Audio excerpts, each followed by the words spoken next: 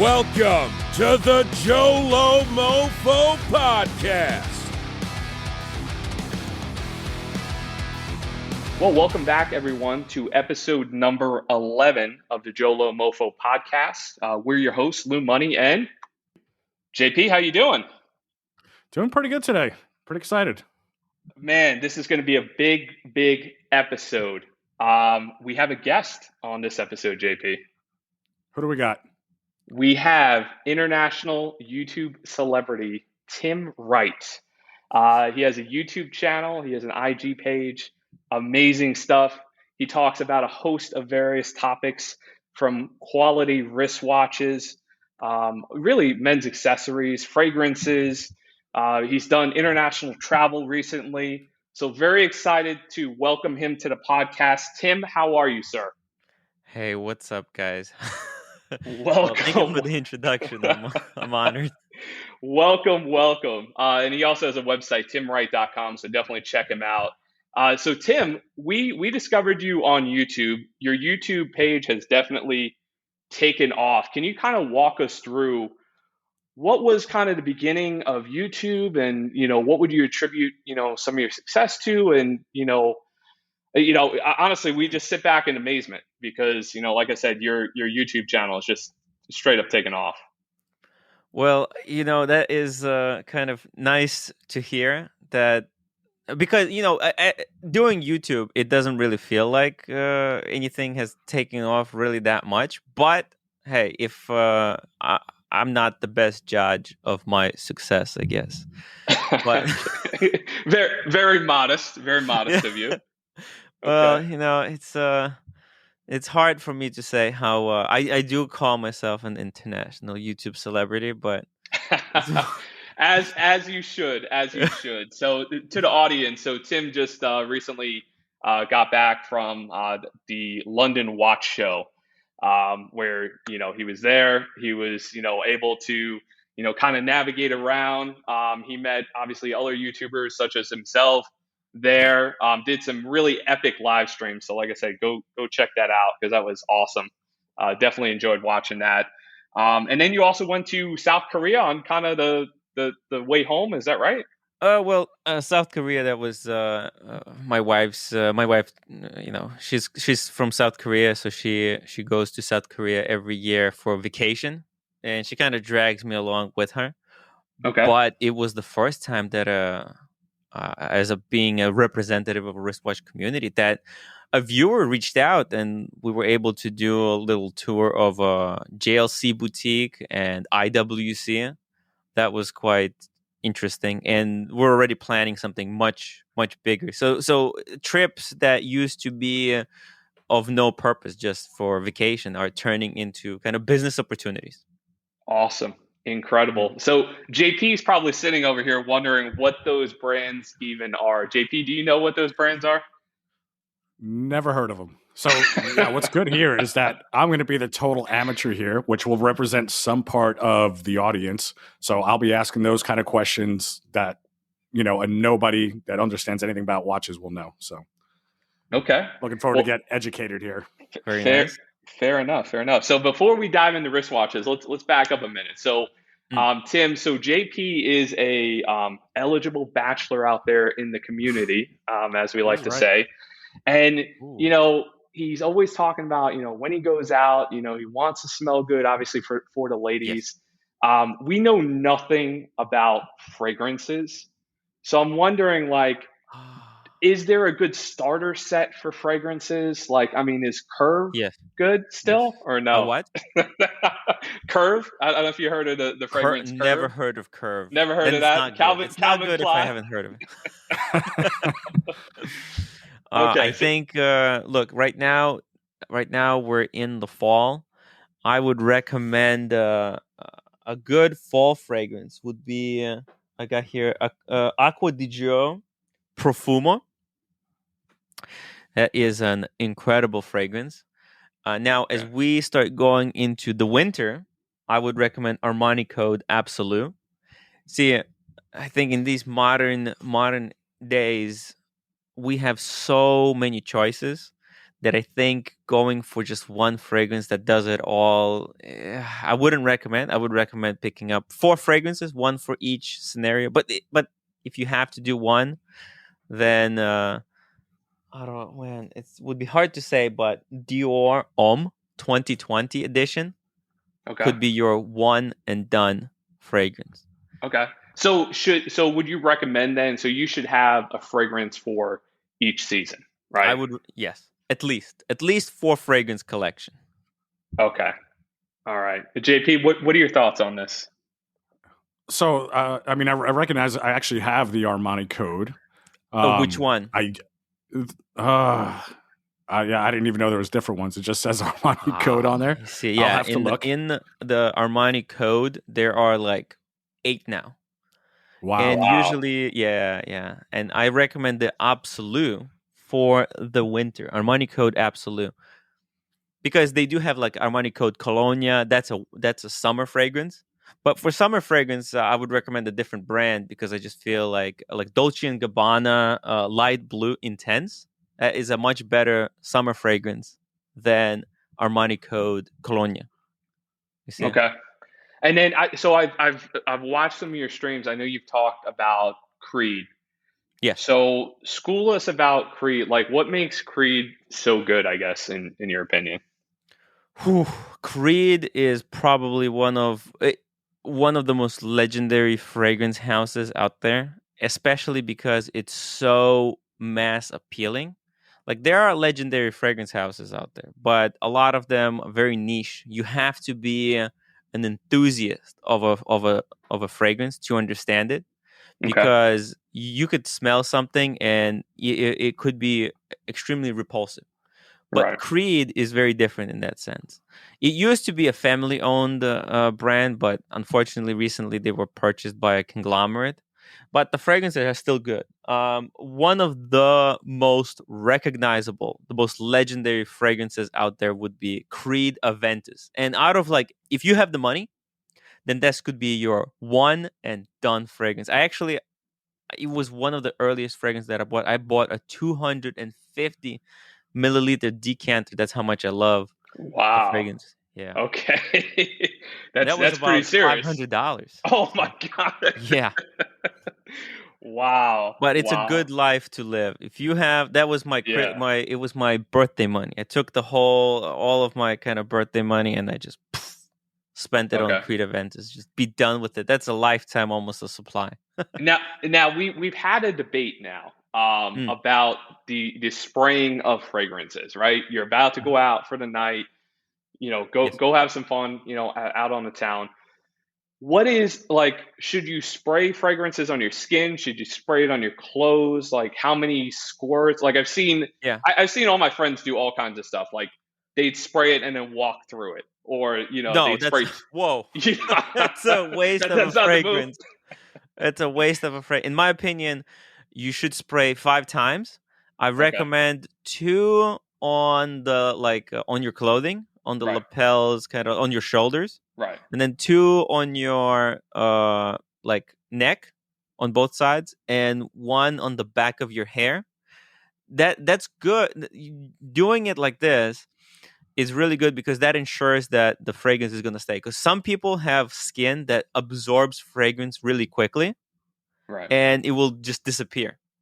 And spraying it on your clothing will ensure that the fragrance really stays. And spraying it on your hair is really nice because as you walk around, the hair will kind of spread the fragrance behind you, which creates this trail. Yeah. Okay. You could be walking through the crowd and leaving behind a trail of scent. So nice. Nice. Now what if you don't have hair? You still spray it on the back. Well, you still spray. Yeah, you still spray it on the on the back of your head. Okay. I'm gonna try that out. Fair enough. Okay. But you should do 5 sprays. 5 sprays. So 5 sprays. Yeah, you don't really want to underspray it because then people are not going to smell you, and then what's the point? Right. You also don't want to spray more than 5 times because then you might give people a headache. But 5 sprays usually a good number. Now, and again, this is coming from an amateur. So, Mhm. is the potency about the same on men's fragrances, would you say, or does it kind of vary from like Yeah. brand to brand? Oh, yes, it does. It varies significantly. There are synthetic fragrances that will last. There are cheap fragrances that can last for a really long time. So, for example, like Armaf Club de Nuit Intense, that's a synthetic fragrance that smells very similar to Creed Aventus, but at a fraction of a price. In fact, I think it's about $30 on Amazon, and it Okay. smells almost identical, but it uses synthetic ingredients. So it will smell actually maybe even it will last longer than the Creed Aventus, which uses natural ingredients, Okay. but the smell is much harsher because it's synthetic. Whereas Creed Aventus, it will smell very mellow. It will be really easy on your nose. Okay. And then as far as like what is the best, and again, we've kind of gone back and forth about Mhm. this, me and JP. What would you consider is the best way to buy fragrances? Like, should you Mhm. walk into a retailer like, Sephora or Neiman Marcus or one of those Yeah, if you guys? have no idea what you're doing, Yeah. I would just recommend going on Macy's. Macy's Okay. is really easy. They have discounts often. Okay. Uh, Also, online resellers like Fragrance Net, Fragrance X. I wouldn't buy from Amazon. I wouldn't be buying from people on the street because there's a lot of fake. I wouldn't be buying from eBay if you don't know what you're doing, because Okay. there's a lot of fakes out there that are just literally straight up fakes. Like you can buy on Amazon. Fake fragrances? Oh yeah, yeah, yeah. You can actually, just like they make Wow. fake sneakers. They make But fake furs. Yep. wow, I never even thought of that. Yep. Jeez, You fake have to be fragrances. so careful. Like I can buy Creed Aventus on eBay because I have a bottle of it at home and I can compare. Right. But if you buy, you don't know what it smells like. No. You could think that, oh, it's actually not that great. You can keep it around and thinking like, I just, without even knowing that you have a fake one. And a lot of people live like Jeez. that their whole lives without realizing that they have a fake. So, Oh my goodness. yeah. Amazing. Absolutely amazing. Yep. Um, okay. So JP, what are your thoughts on all this? I'm definitely want to try out the 5 sprays. But I had a question: if somebody wants to educate themselves and we don't have like a certain name brand recommendation, you talked about the ones from the different seasons. What Mhm. is the type of fragrance that you're trying to get out of each season? Like to me, like I only know like light and strong, but that's probably not the right way to describe it. But like, oh, in the summertime, you want something that has this kind of a note, and then Yes. if somebody knows what they're doing, they would be like, okay, I'm looking for this kind of note, and then I could pick out of these 4 or 5 fragrances. Like, Yeah. what are you looking for each season? So, for example, of a lot of like summer fragrances would have notes like mandarin, kind of lemon, like citrusy fragrances. Fall Okay. would have a lot of woodsy notes, a lot of smoky notes, like incense. They would have a lot of kind of green smells in it, like moss and stuff like that. Winter fragrances will be very sweet. They would smell like a fireplace. They would have cinnamon. They would have coriander. And spring fragrances would have a lot of flowers in them, like neroli or sage, stuff like that. Cool, cool. All right, so let's switch gears a little bit because I know Tim, your bread and butter is in the wristwatch game. I know you're a wristwatch aficionado, and Yes. dare I say guru. uh, So I don't know we what a know 7750 is, but so I wouldn't consider myself a guru. that sounds But like a to a lot of movement people, to I me. could be a guru. Yeah. So, all right. So, JP, talk to Tim a little bit about your wristwatch game. What do you currently have in your collection? And Yes. um, Perfect. So I've never been really into watches. I Mm-hmm. do have a collection. And of course, Lou Money over there has been into watches for a long time and showing me like his collection. Mm-hmm. I'm not always sold on it. So like Mhm. me, like almost like this might be cringe for you, because it is for him. Oh, My here we go. everyday watch, we go. it'll be some sort of like G-Shock, Oh, especially if I'm going out and doing a lot. And then if I want to dress up, I have like some Nixons, like the big, like the 5150, I forgot what it's called, something like that. And that's the extent of that. So okay. to me is like, okay, if I want to upgrade, which sounds like there's a ton of watches to upgrade from what I Tons of just options. explained. Yes. Okay. And of course, like, I mean, can I get something respectable? Let's just say under $5,000. Oh yeah, there's a lot of respectable stuff under $5,000. Actually, if you go to maybe like David SW, who's a sponsor of mine, they have a lot of Grand Seikos. You can even get yourself into an Omega, a respectable Omega, like a Seamaster maybe. I think actually it's borderline. A friend of mine earlier today bought an Omega Speedmaster Professional Man on the Moon watch for $5,200. That's a legendary watch in the wristwatch community. It's a chronograph, manual wind.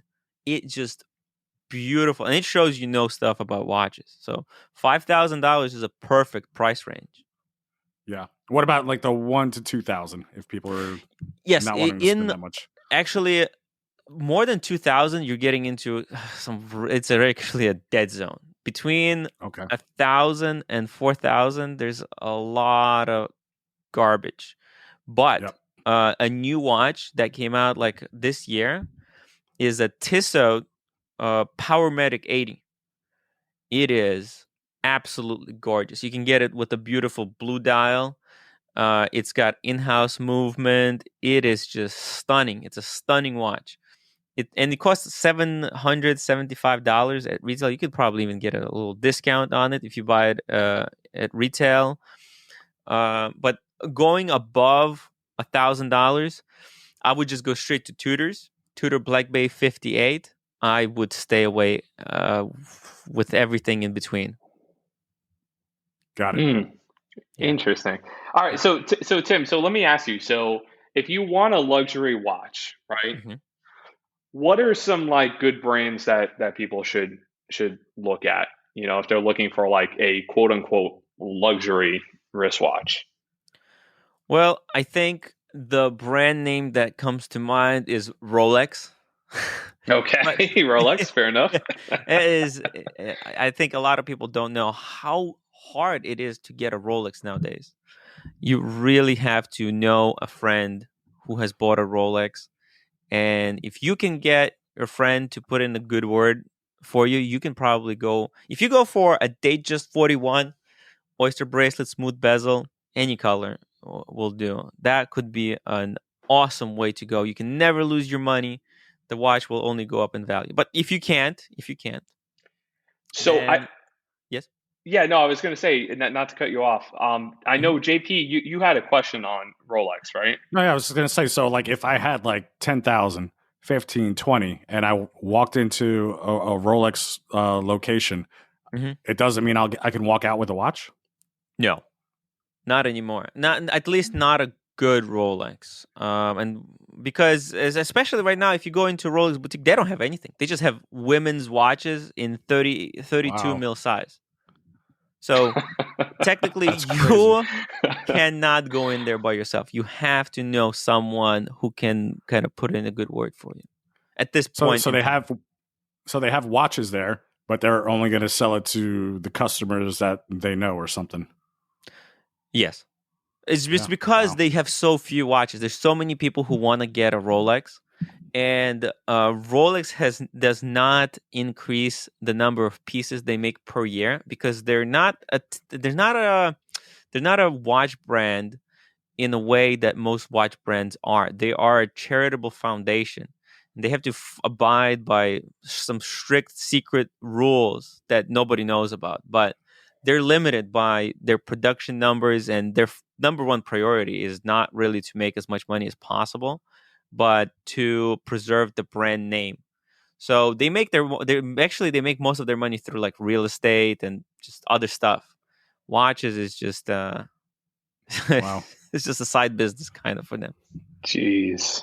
Yeah. Oh boy. Well, so Tim, so I bought a Datejust 41 on Jubilee smooth bezel, and I had to literally beg Yes. the authorized dealer to spend that amount of money, which I was like, I started questioning myself, Tim, because I was like, am I losing my mind? Why am I begging someone to give them all this money for one watch? But so could you explain to JP what it's like to wear Rolex? Like, does it boost the ego? Like, do you have a different step when you walk? Like, I mean, what? It fixes erectile dysfunctions. Cured, You will cured. yeah, it immediately cures it. You will no longer need the blue pill. The girls will just start coming onto you from across the bar. It's just your life just completely changes. There you go, JP. There you go. You have the recipe now. Sign me up. Sign me up. Yeah, if you have a bald spot, the hair starts growing back immediately. Oh, There's so many curative properties that Rolex fixes. Tim, do you work for Rolex in your spare time? Are you like a public figure now for Rolex? I am kind of a unofficial ambassador for the brand. It's just I don't know.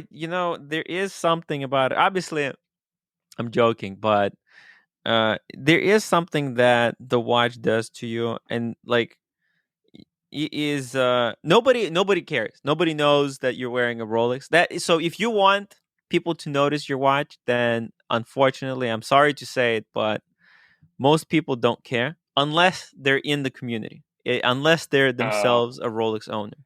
So Then, so uh-huh. yeah. So if you're out at the bar, so if JP's out at the bar, Yes. right? He's ordering a drink. Mm. He makes it a purpose to put his watch up there. Mm. On the bar as he's waiting for his drink. Yes. Women will not notice Rolexes. No. They explicitly will not know what it is.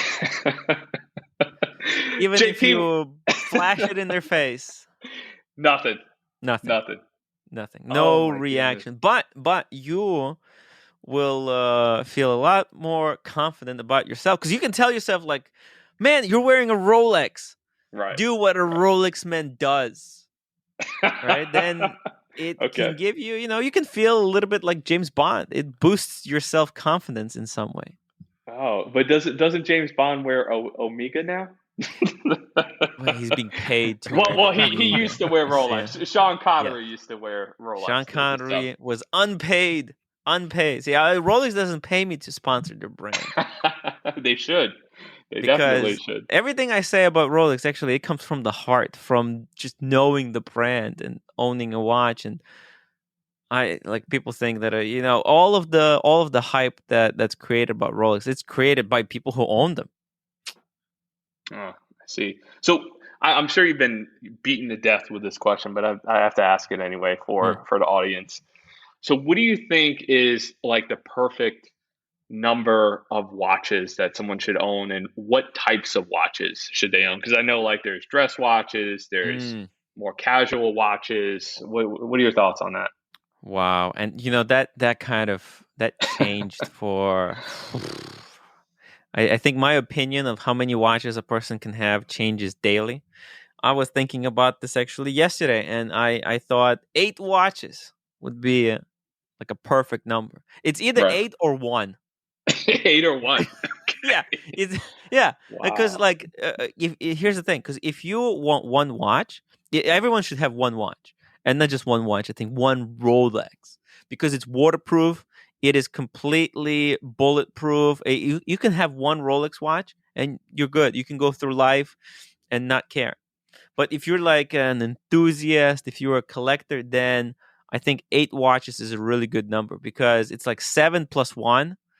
And it can fit into a lot of boxes. There's a famous Louis Vuitton box that a lot of people want. But if you have more than 8, I mean, that just gets crazy, because then you're getting into a territory where you don't really wear them. You collect them as these collectible pieces. So it's a completely different collection territory. You will no longer have time to enjoy wearing them. You're just going to be looking at them. And there's nothing wrong with looking at watches. They're quite beautiful, but I like wearing my watches, so I would recommend 8 or 1. 8 or 1. All right, JP. 8 or 1. Well, I have 4, so I guess I need 4 more. Oh, but you're 4. Your 4 suck. Come on, man. So he you has. You remind me every day. Well, listen, yeah. So listen. So now, Tim. Now I'm gonna rat him out, right? So he has a Nixon, which I hate that brand. Give it 50, to 51 millimeter. I mean, this thing is like a clock on his. Actually, Yeah, forget it about is. it. Throw it out. See now, 51 millimeter. yeah. So now, if the Rolex nobody cares about and gets attention, then I'm getting attention with that 51 millimeter just because it's kind of douchey. So Right, but that's not the kind of attention you want to get. those are the kind of women I like, though. That's the kind of women I like. Oh my goodness, jeez. Well, Please, and it's a quartz, and the battery died in it, so he still wears it out to the bar, and I'm like, you can't even tell what time it is. Like, why are you wearing this? Yeah, it's that battery's been dead for a year, and it's stuck on 420. So if anybody asks me what time it is, I always say, I look at the watch, I'm like, it's 420. Please, oh my goodness. Please, for the love of God, for the love of the wristwatch community, I know. Destroy it on a live show. I might do that, actually. That might be a good idea. That might be. That's the only thing that should be done with that watch. It should be destroyed out of this existence. I hear that all the time from him. All the time. Please. Yeah. Well, and so, obviously Rolexes are so expensive, right? I think that, for an average working guy, I think one Rolex is a huge achievement, because I feel like it's, you're dropping 10 grand probably easy. 10 to 15 grand, yeah. 10 to 15, yeah. Yeah. If you want to go to like gray market, you want to get a steel sport Rolex. A Submariner, it's 15,000. Unless you can live with the pre-ceramic one. But pre-ceramic watches, they're becoming very collectible. People are buying them up as investments. They're putting them in safes because they no longer make those. But I think you should just get the sub, steel, ceramic, no date, preferably. It's actually, I think it might be 13,000. Let me look this up as we okay. Yeah. So you would say probably the best move is, I mean, obviously it's probably hard to build a relationship with an authorized retailer. Is it best to just go to gray market and go to a retailer like David SW or one of those guys? So what's interesting about that is that if you could do it if you think you can buy 2 watches in 1 year, maybe in 2 years, then I would recommend going to Rolex AD and getting yourself a fully steel Datejust. I would recommend some kind of if possible, if you can walk now. But the thing is, though, to get better watches, you do need to know a thing or two about Rolex. So if you have no idea what you're talking about, if you don't know what a Submariner is, what a Sea Dweller, what the GMT Master 2, what all these words mean, they probably won't sell it to you, because they want to sell watches to people who will represent their brand in the best light. So I would try to first catch up on my knowledge of Rolex. Maybe watch hundreds of videos on Rolex, and then going to the AD and trying to get a Datejust 41 full steel, either Oyster or Jubilee, smooth or fluted bezel, any color dial, any color will do, and getting yourself put on the waiting list for a Submariner, let's say. No date. Yeah, so I actually tried that exact move, Tim. So when I finally got my Datejust, I gave the lady a nice little gift, thanked her, everything was great. And then I brought in a Rolex catalog, and I was like, hey, can you help me plan out my future? Because really the next piece I wanted was a no date sub, because I feel like a Datejust 41 and a no date sub is kind of a nice 2-piece, combo there. But I mean, dude, it's been like 8 months and I'm still waiting. And it's okay. Like, Marty Evans, one of my viewers, he waited for 2 years and he got it. Yeah. Did he? Nice. Yep. Okay, so there is hope. There's hope. There's definitely hope. I would recommend you go back and say hello, Just keep and saying hi. yeah, you have to keep going back. Just say, hey, I was in the neighborhood. I bought my Datejust here. I was trying to get on the waiting list for a Submariner. I know it's hard with the shortage, but Right. I just wanted to say that I'm still alive and that I'm still in the market for a Submariner. I would love to have one. Okay. Yep. All right. Cool. You have to say, like, this one is really dressy. You have one on the Jubilee, and you have to say, like, I love my. You have to wear your watch. You say that this is a dress watch. I can't wear it everywhere. Exactly. I would love to add something fully brushed steel. A Submariner would do, but if you have Air King, right? I wouldn't. Yeah. Absolutely. Or Milgauss, it wouldn't kill me either. You have to, Nice.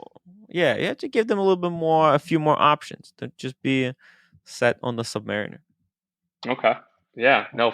Fair enough. Fair enough. All right. So let's switch gears here. So I believe it's public information. I don't think we're doxing you here. That you're in the New York area. Is that fair to say? Okay. Oh yeah. I live in Brooklyn on Coney Island. Brooklyn. All right. We have a Brooklyn guy on the pod. So talk to us, like, JP, obviously, he's out there, he's looking for love. What is the bar scene out there? What are women like in New York? Kind of what are your thoughts? Obviously, I know you're married, right, and everything, but from your maybe earlier days, like what are your thoughts on the New York scene? Oh, well, New York scene. Yeah, it's kind of easy. You just have to use the apps. It's all about the Tinder, right? Oh, so online. Nice. Okay. Yeah. Look, going to the bar, I don't know how successful. Mostly, the thing is that the whole dating scene has moved over to the Tinder. If you just go to the bar, it's all couples there, right? It's already people are there with someone, so Right. it's hard. It's really hard, but in New York, especially the Tinder, the Hinge, and all other stuff. That's how people meet nowadays. I'm sorry to break the bad news, guys. So there's if you no thought more you could old meet school. someone at the bar, Yeah. No more old school in-person meeting, grocery store, pizza place, coffee shop. Why the hell would a woman go to a bar and literally, because it's like playing Russian roulette at the bar. You don't know who's going to be there. But you can get the best looking guy on the Instagram. Come on. It's no brainer. So if you're into dating, I would recommend clean yourself up, get a professional photographer to take some nice, beautiful pictures of yourself in the best light, and practice your Tinder game. Pay for the subscription, obviously. Yeah, I totally agree with that, because I've always been an in-person kind of guy, and I was completely sort of, married in the whole thing. So I think the last time I dated was like 2012. And then just past, let's say around May or so of this year, I started going back out again, went to the bars, a little bit of a success. And of course, Lou Money was telling me, like, hey, no, you have to get on these apps. That's the way it's done now. And I'm like, I don't know. It just doesn't feel right. It doesn't feel natural. You just look like a creep when you try to at the bar. Yeah. But I've totally changed my mind. That is the way to do it. I mean, it's like, I can't believe that I didn't do that sooner. 100%. Yep. Sit at home, be on the couch. You can filter out the people that are, not your style. And then you only have to actually go out and spend money when you're actually going to meet somebody. Right. Instead of like, maybe will you meet somebody? Right. And if you enjoy watching someone try to do that, I did a few of these live streams where, I went around some bars, kind of had fun. A lot of my viewers, requested me to ask a few people, like at the bar, and it's very cringe, and you can actually see how bad the scene is. Wow. But it was a lot of fun for me to do. I don't I don't really. Everything that I do on my YouTube, on my live streams, it's for the viewers' enjoyment. So it's just I don't really care what happens to me. It's all for fun of the YouTube. All right, so I'm going to switch gears again on you, Tim, for a bonus topic because I know we need to be respectful of your time. But I did want to talk a little bit about scotch because obviously, when we think about drinking, I feel like the manly drink, right? The gentleman's drink, I should say, Mm. is a nice scotch. So if you're a rookie and you know nothing about scotches, like what's some advice to some people out there, and maybe like what's a good place to start, and kind of what are your thoughts on that? Oh, that's really interesting. Oh, actually, you know what? Let me just open something up here because Yeah, obviously, one would say like something Johnny Walker, right? That's the right. obvious. Like Johnny Walker Red, or is that really No, no, no. The shitty? red that is Red's really it's bad. good for polishing the wheels on the car. Yeah.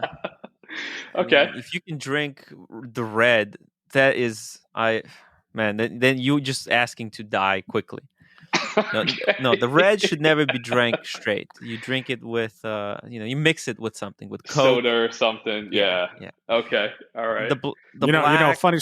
Funny Yeah. story. The red, that was the Uh-huh. first alcohol I ever had when I was a teenager, and my friend got it from his parents' like alcohol cabinet, and he put it on the table. Vicious. He had two glasses. Mm. He poured it like 10 ounces into the cup, and I was like, "What do we do?" And he's like, "No, we just drink it like that straight." We finished the whole thing like within 30 minutes. You guys are And mad.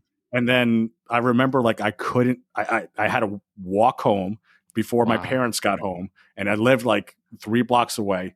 I stumbled the whole way home, and I got into the garage, and my mom, I didn't even notice she was pulling in behind me as I was walking in, and I hit the garage door button and closed it on top of the car.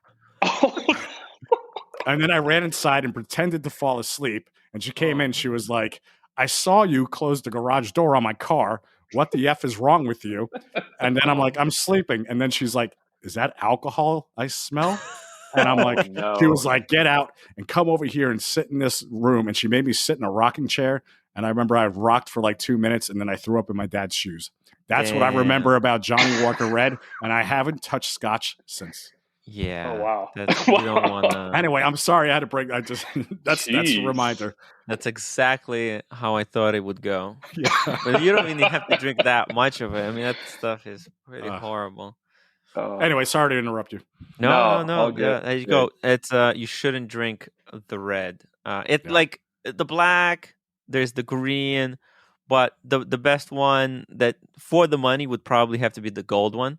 If you want to drink something straight, it's the Johnny Walker Gold. Also, my favorite would be Macallan 12. Okay.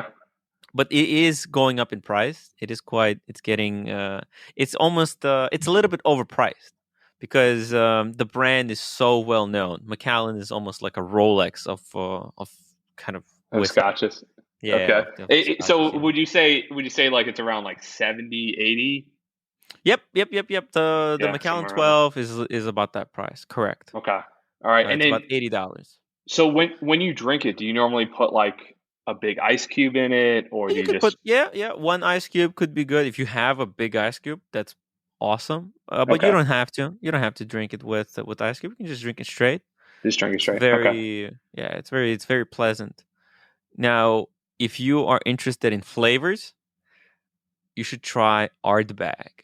Ardbeg, it was one of those.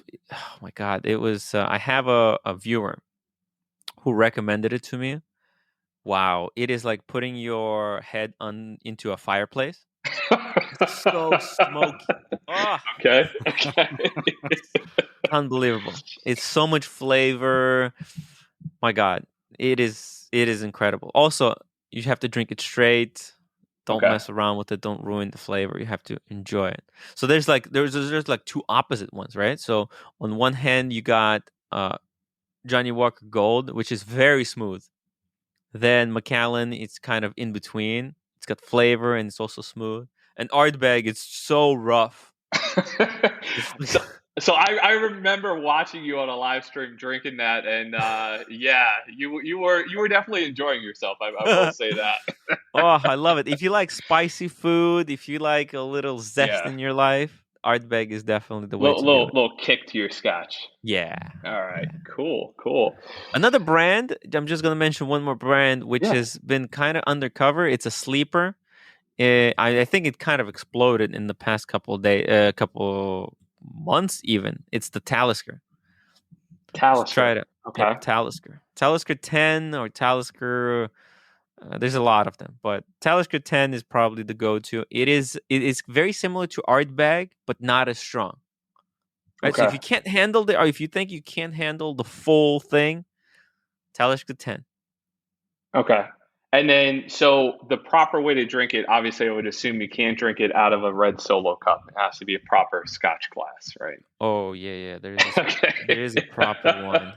I was actually scolded for drinking it out of a wrong glass. I don't know what it's called, but it's kind of it is this weird looking thing.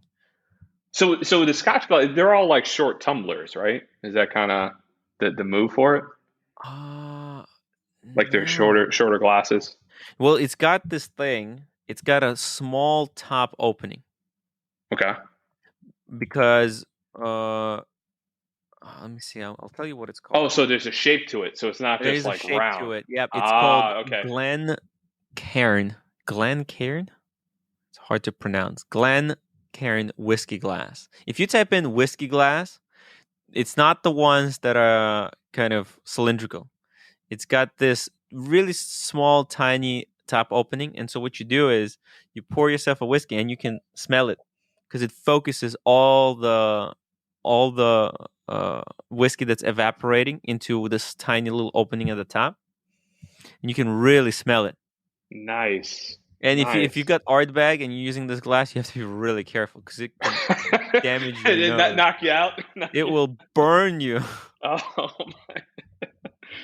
All right. Well, I may have to go pick up a bottle this evening of that and check it out. Oh, it's beautiful. You're not going to regret it. Very flavorful. And pick up the glass. Glencairn whiskey glass. For sure. It's only like $10. Okay. All right. So it's not life-changing money. Yeah. On Amazon, I'm looking here. They got 2 for $18. That's nice. Okay. Yeah, that's pretty reasonable. They do have like them made out of crystal. Those are super expensive, like $100. So really, don't worry about that. Yeah. Jeez. Well, and then you have a couple, then you drop the glass, and then you have problems. Yeah. I just get the basic one. $11 for a single. Oh my goodness. All right, JP. Any other questions for Tim? Yeah, I feel like, well, not questions, but I feel like I took a lot away here. Of course, I'm going to like to wrap this back to like my dating life, right? So I'm taking away like if I want a fragrance that's just going to knock them over dead, the Creed, what was it? The Aventador? Creed Aventus. Well, that's $300. But if you don't have the $300, you can go for Club de Nuit Intense. It's like Armaf Club de Nuit Intense. It's a very similar fragrance, but only $30 or $50. Something like that. So yeah, fragrance that's gonna, it's gonna get some attention. As far as watches, Rolex as like kind of a life goal watch, but there's some other ones less money than that I can upgrade. Oh, by the way, speaking of this, if I do upgrade a watch, if I send you one of my Nixons, will you destroy it on one of your live streams? Yes, I will. Okay. This might happen. So done. Yeah, let's just mail it to me. I'll do it live on air. Yeah, it'll be my pleasure. I think it would be funny. Yeah. And then as far as what else, like scotches, we have the Johnny Walker Gold or the Macallan, and then there was that new brand, Ardbeg or Talisker. Talisker 10. Yep, got it. Okay. Yeah, those are starting. That's a good start for and JP, most importantly of all, Tim's advice is online dating versus in person. You can't meet quality at the bar. You got to go online, right, Tim? I'm on that one already. Yeah, Okay. I agree. Very good. All right. Smart. Done. Well, Man. listen, it's a wrap. Tim, I want to thank you so much for joining us. We definitely appreciate your time. Guys, please go check him out, timwright.com. You can find him, Tim Wright, on YouTube. His YouTube channel is awesome.